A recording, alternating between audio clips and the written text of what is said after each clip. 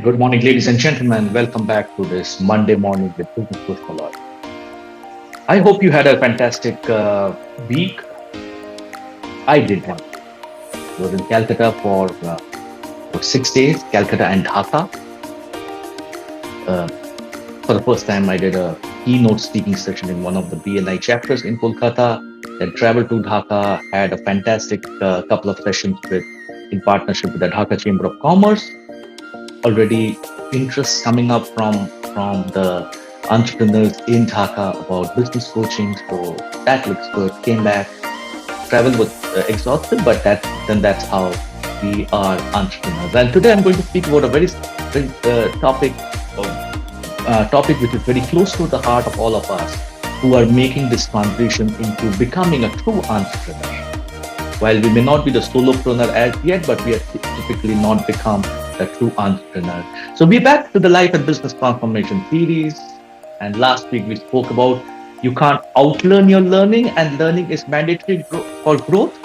Today's learning would be how do you overcome the entrepreneur conundrum. Now, not many of you would have heard about this phrase, but this is a phrase that is rampant globally. If you look at most of us, we are not born entrepreneurs. The education system, obviously in the past, and maybe things are changing now, didn't train people to become entrepreneurs.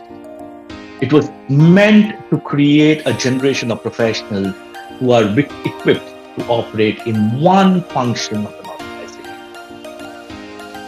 Think of a situation as a doctor. He has trained for multiple years and he's now a specialist in his domain. It starts a clinic with a receptionist and maybe a nurse.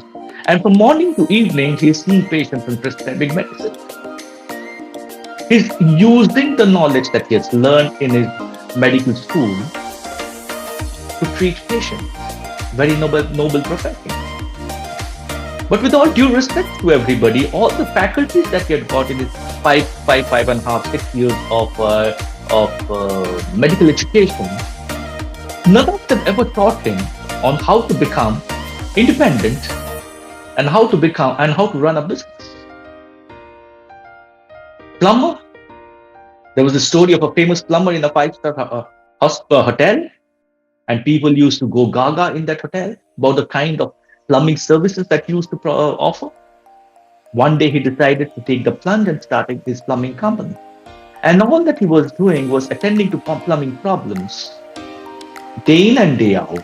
And because he was extremely good at his job, he did that for 10 to 12 hours a day, 6 days a week. He was doing exactly what he was doing in his workplace, but now he was doing it for himself.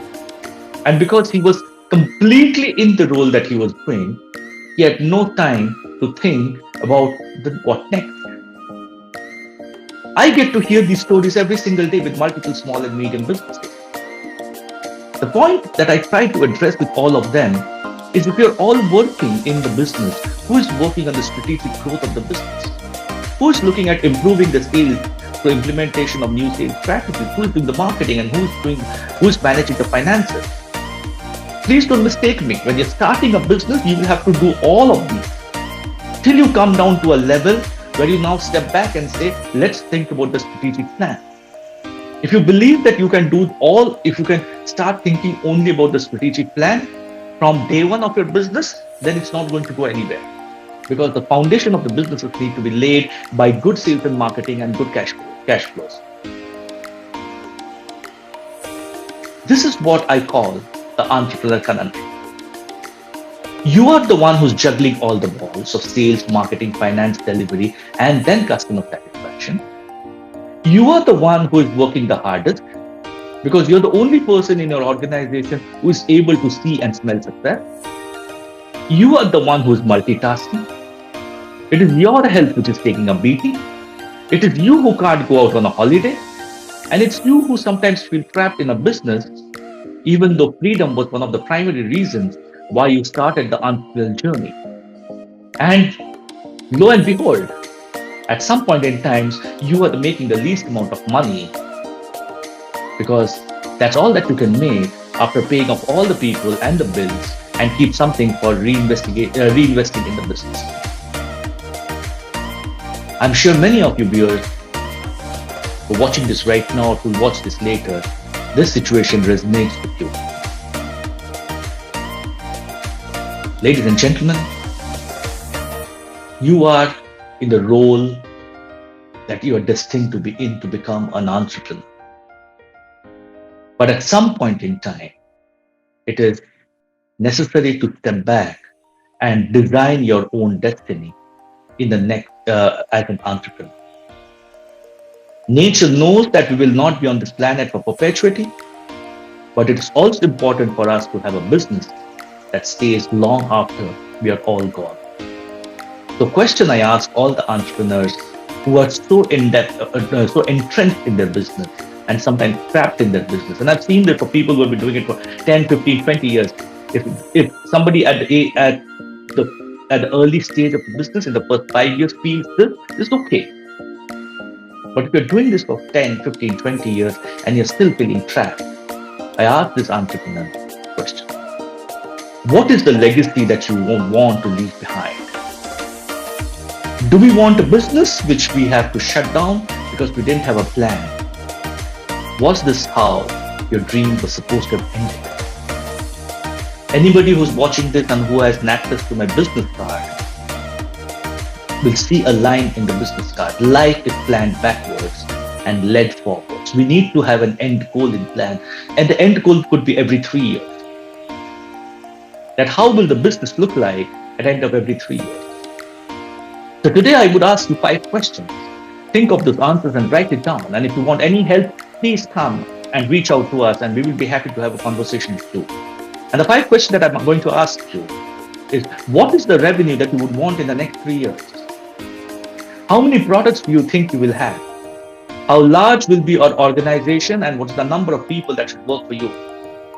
How many offices, factories should you have? And how many locations will you be operating in? Step back, ladies and gentlemen. Do you have a clarity to these goals? Are you able to visualize the future?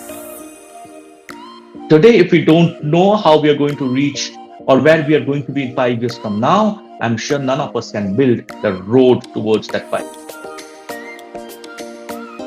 A successful business is not set up by luck or fate. It is you, the you of the entrepreneur, and I salute all of you. You have set it up because you have a vision, a goal, a set of strategies, a robust system of team. These may take time, and this will take time. But as long as you take the right step, you will achieve these. But these are the things that are the only reasons why you will have some businesses which succeed, and while others fail and fall by the wayside. It is totally our choice where we want to be. Many of us don't realize our greatness because we are sidetracked by secondary activity. And one of the major secondary activity is thinking and overthinking and anxiety. We don't know how to say no and doing all the things that never should have been done in the first place. We can't stop and hold time because we know we have to wake up one day with our unfulfilled dreams and unpaid bills. Your life, ladies and gentlemen, requires some prime time from you because you're the only one who's creating your own destiny. That is the power of creating your destiny, of designing your destiny. It just gives you the ability to visualize your future and to set up your milestone and to overcome the entrepreneur conundrum. This is where you will differentiate yourself from the multiple other businesses which fall by the wayside.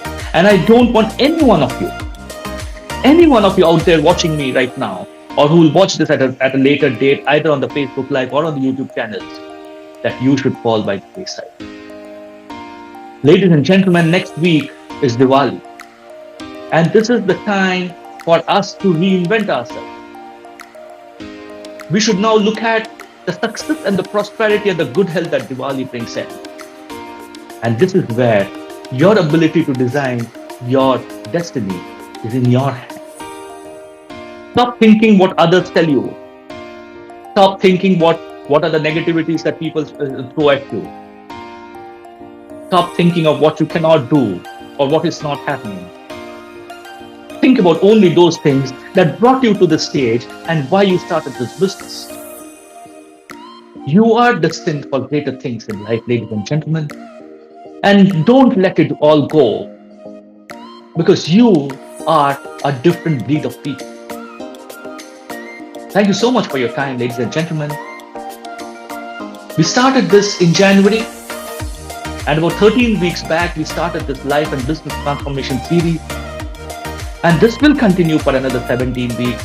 And God willing, we will continue to do our Facebook Lives every single week, every single Monday. God has been kind, people has been kind. They have given us a lot, and we just want to give it back.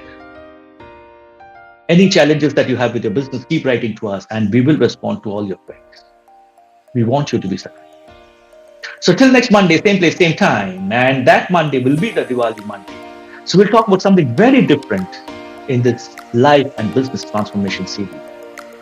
Take care of yourself. Have a great week ahead.